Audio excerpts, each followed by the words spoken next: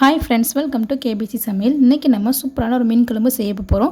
எப்போதும் போல் செய்யாமல் கொஞ்சம் டிஃப்ரெண்ட்டாக ரொம்ப சூப்பராக வந்து செய்ய போகிறோம். எப்படி செய்யுதுன்னு பார்த்துடலாம் வாங்க. வீடியோக்குள்ளே போகிறதுக்கு முன்னாடி நம்ம சேனலில் ஃபஸ்ட் டைம் நீங்கள் பார்க்குறீங்க, சப்ஸ்கிரைப் பண்ணிக்கோங்க. பக்கத்தில் இருக்கிற பெல் ஐக்கனையும் கிளிக் பண்ணி அதில் ஆல் ஆப்ஷனையும் சேவ் பண்ணி வச்சுக்கோங்க. அப்போ தான் நான் போடக்கூடிய ஒவ்வொரு வீடியோஸும் நோட்டிஃபிகேஷனாக வரும். சப்ஸ்கிரைப் பண்ணால் பார்க்குற புது வியூவர்ஸை மறக்காமல் சப்ஸ்கிரைப் பண்ணி சப்போர்ட் பண்ணுங்கள். வாங்க வீடியோக்குள்ளே போகலாம்.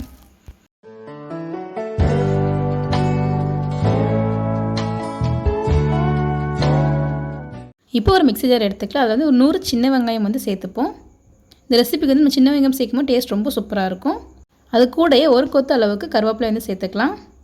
1/2 ஸ்பூன் சீரகம் சேர்த்துக்கலாம். 1/2 ஸ்பூன் பெருஞ்சீரகம் சேர்த்துக்கலாம். இப்போ எல்லாத்தையும் சேர்த்து தண்ணி எதுவுமே சேர்க்காம கொஞ்சம் குறப்பாக அரைச்சி எடுத்துகிட்டு வந்துடுவோம். ரொம்ப பேஸ்ட்டு வந்து அரைக்க வேண்டாம். பாருங்கள், நான் வந்து கொஞ்சம் குறப்பாக அரைச்சி எடுத்துகிட்டு வந்திருக்கேன். இந்தளவுக்கு இருந்தால் போதும். ரொம்ப மையாக பேஸ்ட் மாதிரி அரைக்க வேண்டாம். இப்போ செய்ய ஆரம்பிச்சிடலாம். நான் இன்றைக்கி மண் சட்டியில் தான் செய்ய போகிறேன். இப்போ மண் சட்டியில் வந்து எண்ணெய் வந்து சேர்த்துக்கலாம். நீங்கள் எந்த எண்ணெய்னாலும் சேர்த்துக்கலாம். நான் இன்றைக்கி வந்து கடலை எண்ணெய் வந்து எடுத்திருக்கேன். இப்போ எண்ணெய் வந்து நல்லா சூடாகட்டும். இப்போ எண்ணெய் நல்லா சூடாகிடுச்சு. இதில் வந்து 1/2 ஸ்பூன் அளவுக்கு வெந்தயம் வந்து சேர்த்துப்போம். 1/2 ஸ்பூன் சீரகம் சேர்த்துக்கலாம். இப்போ 2 சேர்த்து நல்லா நம்ம வதக்கி விட்டுடுவோம். நல்லா பொரிஞ்சு வரட்டும். நம்ம ஏற்கனவே வந்து சீரகத்தை வந்து அரைச்சி வந்து சேர்த்துருக்கோம். நம்ம வதக்கிறதுக்கும் சேர்க்கும் போது நல்லா ஃப்ரெஷ்ஷாக நல்லா வாசம் சூப்பராக இருக்கும். வெந்தயம் சீரகம் நல்லா வந்து பொரிஞ்சிருச்சு. இப்போ வந்து ஒரு 5-6 பல் பூண்டு வந்து எடுத்துருக்கேன். அதையும் முழுசாக வந்து சேர்த்துப்போம். இப்போ அதை சேர்த்து நல்லா நம்ம வதக்கி விட்டுடுவோம். பூண்டு வந்து கொஞ்சம் நல்லா வந்து வதங்கி வரட்டும். பூண்டு நல்லா வதங்கி செவந்து வந்து வந்துடுச்சு. இப்போ நம்ம அரைச்சி வச்சுருக்க அந்த சின்ன வெங்காயம் கருவேப்பிலை பேஸ்ட் வந்து சேர்த்துக்கலாம். ஸ்டவ் வந்து நல்லா வந்து சிம்மில் வந்து வச்சுருங்க, இல்லை அடிப்பிடிக்க ஆரம்பிச்சிடும். இப்போ அதை சேர்த்து நல்லா நம்ம வதக்கி விட்டுடுவோம். பச்சை வாசனை போகிற அளவுக்கு வதக்கிக்கலாம். நம்ம இந்த மாதிரி வந்து அரைச்சி சேர்க்கும் போது குழம்பு நல்லா டேஸ்ட்டாக இருக்கும், ரொம்ப டிஃப்ரெண்ட்டாகவும் இருக்கும். நல்லா வந்து வதக்கி விட்டுடுவோம். வெங்காயம் நல்லா வதங்கி வந்து வரட்டும். 2 நிமிஷம் அளவுக்கு வதக்கியாச்சு. இப்போ ஒரு கொத்து அளவுக்கு கருவேப்பிலை வந்து சேர்த்துப்போம். இப்போ 2 பச்சை மிளகாவை கீரி வந்து வச்சுருக்கேன். அதையும் இது கூடவே நம்ம சேர்த்துக்கலாம். சேர்த்துட்டு நல்லா நம்ம வதக்கி விட்டுடுவோம்.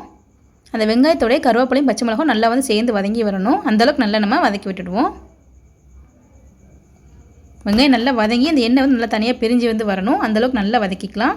ஸ்டவ் வந்து மீடியம் ஃப்ளேமில் லோ ஃப்ளேமில் வச்சுக்கோங்க. ஹை ஃப்ளேமில் வச்சிட்டிங்கன்னா கறிய ஆரம்பிச்சிடும். இப்போ நல்லா வதக்கியாச்சு. பாருங்கள், வெங்காயம் நல்லா வந்து வதங்கி சுருண்டு வந்திருக்கு. எண்ணெய் நல்லா பிரிஞ்சு வர ஆரம்பிச்சிருச்சு. இப்போ நான் வந்து ஒரு பெரிய தக்காளியை வந்து பொடி பொடியாக கட் பண்ணி வச்சுருக்கேன். அது இது கூட நம்ம சேர்த்துக்கலாம். சேர்த்துட்டு நல்லா நம்ம வதக்கி விட்டுடுவோம். இப்போ தக்காளி நல்லா வந்து சாஃப்டாகி வரட்டும். அந்தளவுக்கு நல்லா நம்ம வதக்கி விட்டுக்கலாம். இப்போ தக்காளி நல்லா வதங்கி நல்லா சாஃப்டாக இருக்குது. இப்போ 1/4 ஸ்பூன் அளவுக்கு மஞ்சள் தூள் சேர்த்துப்போம். 1 ஸ்பூன் அளவுக்கு வத்தல் தூள் சேர்த்துக்கலாம். நீங்கள் உங்கள் காரத்துக்கு தகுந்த மாதிரி வத்தல் தூள் சேர்த்துக்கோங்க. தேவையான அளவுக்கு உப்பு வந்து சேர்த்துப்போம். எல்லாத்தையும் சேர்த்து நல்லா நம்ம வதக்கி விட்டுடுவோம். ஏற்கனவே பச்சை மிளகா சேர்த்துருக்கறனால காரத்துக்கு தகுந்த மாதிரி பார்த்து சேர்த்துக்கோங்க. இப்போ நம்ம நல்லா வந்து வதக்கி விட்டாச்சு. இதில் வந்து 2 ஸ்பூன் அளவுக்கு குழம்பு மசாலாத்தூள் வந்து சேர்த்துக்கலாம். இப்போ அதையும் சேர்த்து நல்லா நம்ம வதக்கி விட்டுடுவோம். நம்ம அரைச்சி வச்சிருக்க அந்த வெங்காயம் தக்காளி எல்லாத்தையும் சேர்த்து இந்த குழம்பு மசாலா நல்லா வந்து மிக்ஸ் ஆகி வரணும். அந்தளவுக்கு நல்லா நம்ம கலந்து விட்டுக்கலாம். ஸ்டவ் வந்து நல்லா மீடியம் ஃப்ளேம்லேயே வந்து வச்சுக்கோங்க. இப்போ நல்லா வதக்கி விட்டாச்சு. தேவையான அளவுக்கு தண்ணி வந்து சேர்த்துப்போம். தண்ணி சேர்த்து நல்லா நம்ம மிக்ஸ் பண்ணி விட்டுடலாம்.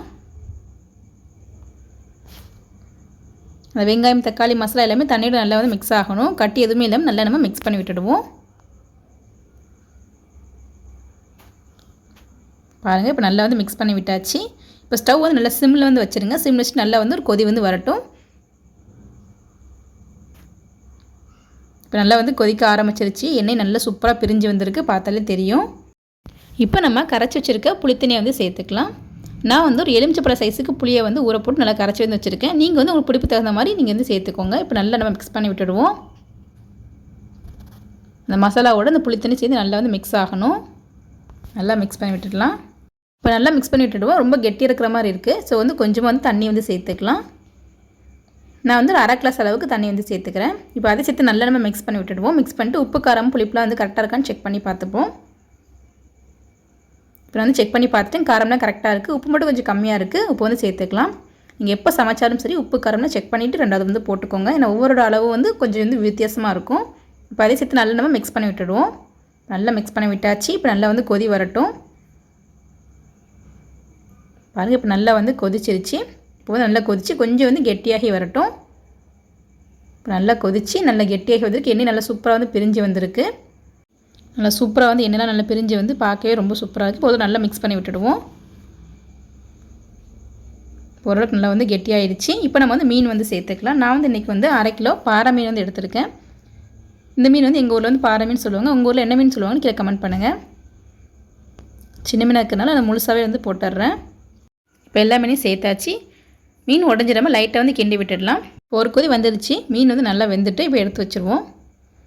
இப்போ சுட சுட மீன் குழம்பு வந்து ரெடி ஆகிடுச்சு. ரொம்பவே சூப்பராக இருக்கும். எப்போதும் போல செய்யாமல் நீங்கள் இந்த மாதிரி ட்ரை பண்ணி பாருங்கள். ரொம்பவே சின்ன வெங்காயத்தை நல்லா வந்து அரைச்சி போட்டுக்கனால டேஸ்ட் ரொம்ப சூப்பராக இருக்கும். டிஃப்ரெண்ட்டாகவே இருக்கும். கண்டிப்பாக நீங்கள் ட்ரை பண்ணி பாருங்கள். எந்த மீனாக இருந்தாலும் பரவாயில்ல, இந்த மாதிரி நீங்கள் ட்ரை பண்ணி பாருங்கள். ரொம்பவே சூப்பராக இருக்கும்.